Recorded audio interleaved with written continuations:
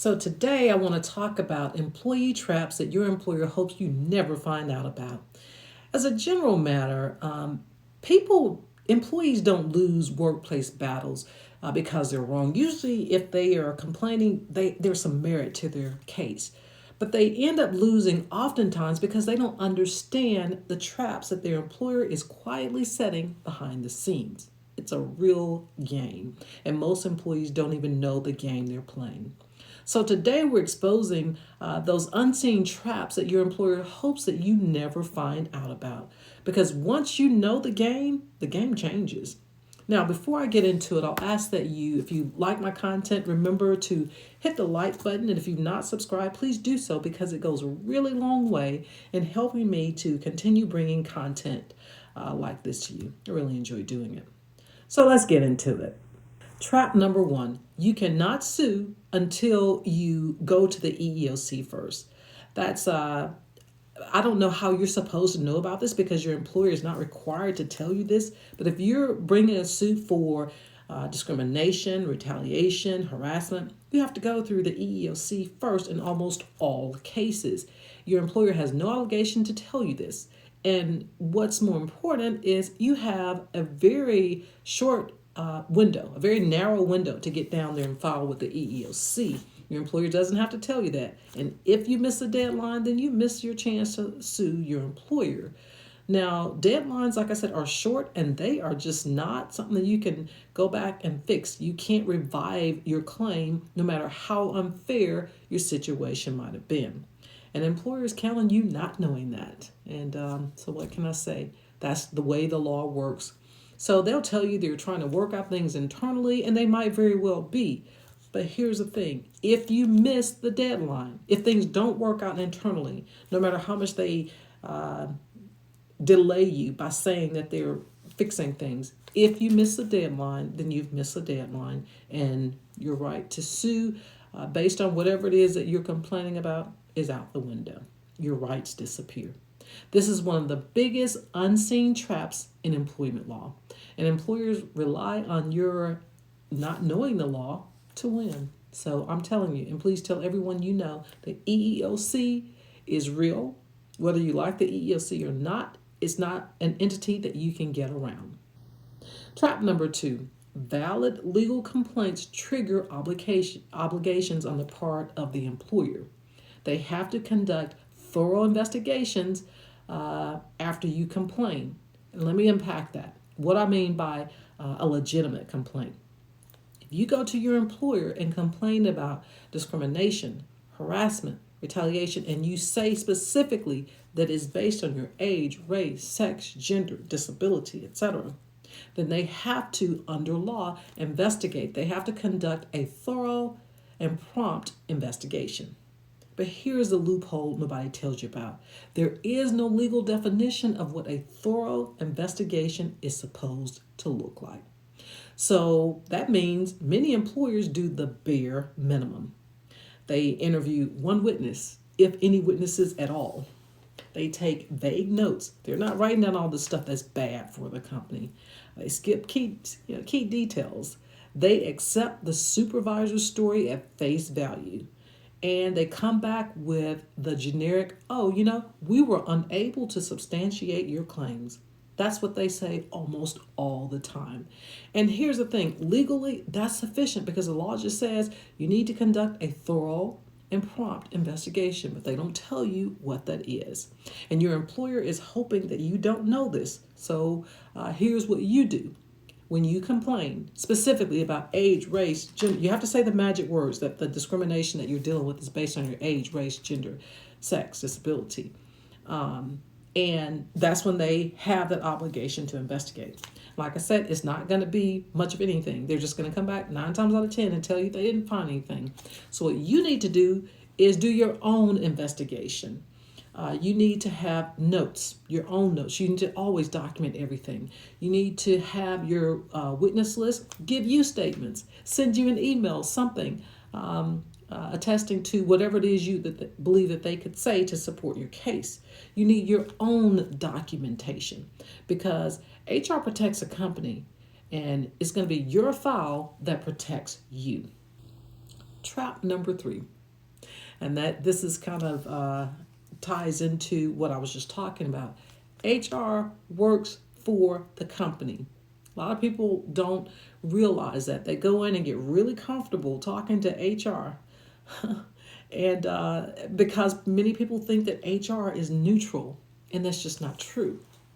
HR's primary function is risk management, which means protecting the company, documenting your behavior, evaluating your credibility, gathering information that they might even use later on against you. And it's not personal, it's just this is the way the system works. HR is for the company.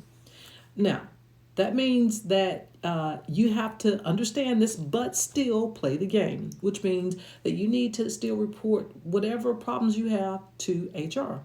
Because if you don't, you really help them out, because then the company's not on the hook, because what they'll say is, how are we supposed to fix a problem that we never knew about? So you've got to at least go through the proper channel, report the problems to HR, just don't expect much. You should treat every interaction with HR like it could end up in court. Trap number 4, and this is one that people fall for all the time. The resign instead of being fired trap. Now, it sounds like they're trying to do you a favor. If you've been having problems at work and it comes to a head and eventually you know you're going to have to part ways, and the employer says, well, if you want, we'll let you resign instead of terminating you.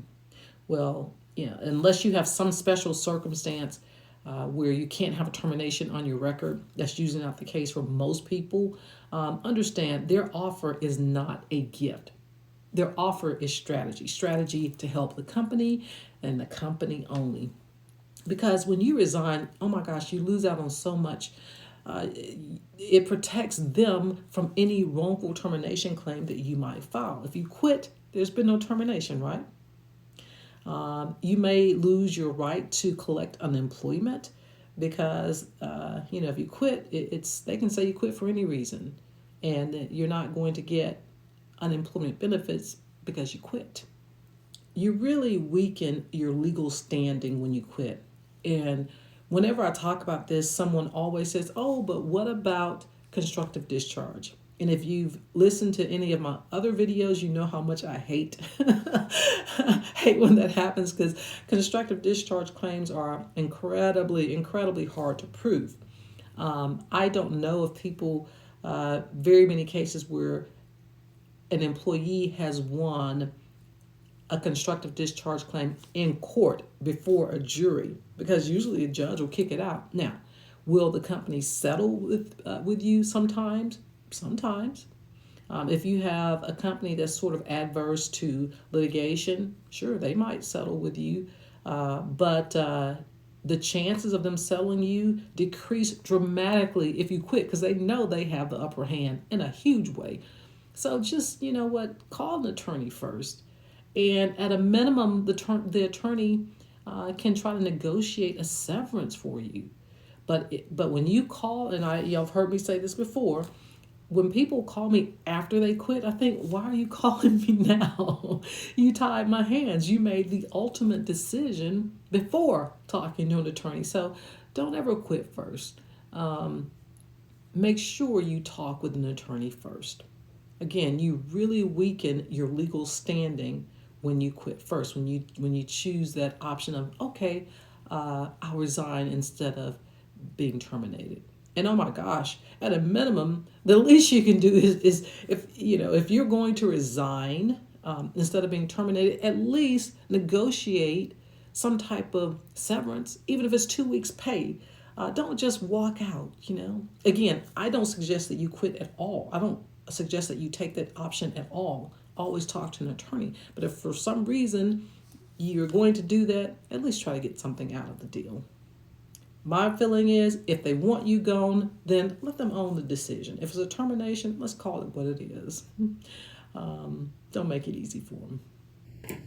Trap number 5, the anonymous survey. Anonymous surveys really aren't that anonymous. And if you've ever taken one, you probably know this. Employers track patterns, departments, writing styles, and timing. If you are writing out an essay or some details, they know how people talk. They know. So, my point is not that you should not participate in anonymous surveys. My point is that you should participate as though you're talking to the person that you are complaining about, because you kind of are. So, just whatever you have to say it the same way you would say it if you were speaking to them directly. Trap number 6, retaliation is real, and it happens after the company sees that you are a threat, and it usually starts small. So let me give you an example of when retaliation really starts. When you go to HR and you complain, let's say you don't file what I call a legitimate complaint. You say, I believe that I am being harassed by my supervisor.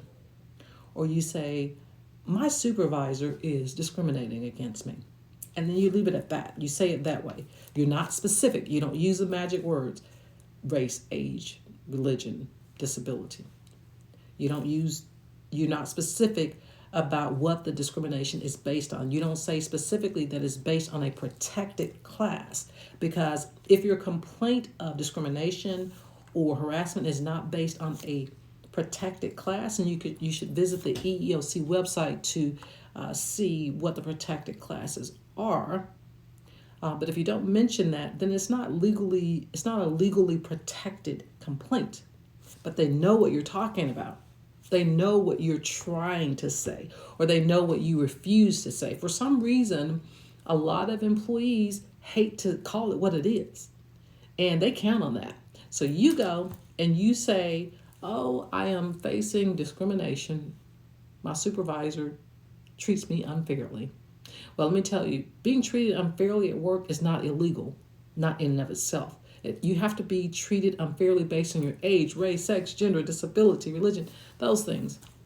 Protected class. But if you're generally being treated unfairly, that's not something the law protects against. But as soon as you go in and you start hemming and hawing, you dance around the issue, they know what you're trying to say, and that's when they start retaliation. That's when they start trying to get rid of you, because they don't want you to get it right. They don't want you to figure out how to say it or to develop the courage to call it what it is. Because when you do, then you put them on the hook to have to react, to have to do something about it, to have to conduct a prompt and thorough investigation. And if they fire you after you have made a valid complaint, then that really gives rise to a legitimate retaliation claim. Retaliation claims are the easiest to prove because it's all about timing. If you go and you file a valid complaint, and shortly thereafter you start facing these adverse employment actions, then it's easy to connect the dots. It's easy to say, this started happening as soon as I complained.